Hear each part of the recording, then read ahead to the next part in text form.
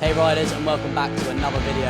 I'll keep this one nice, short and sweet. So today at the MCN, I'm sat on none other than the 120th anniversary FATBOY. Just check out the gold and red paintwork on this.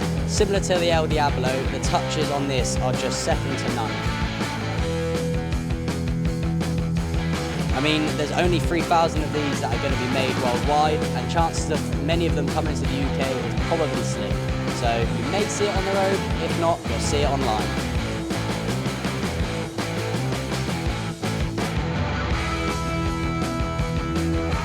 So that's it for today, riders. I hope you enjoyed this short video of the new 120th anniversary of FATBOY. As always, like, share, subscribe, hit the bell notification, really helps me out.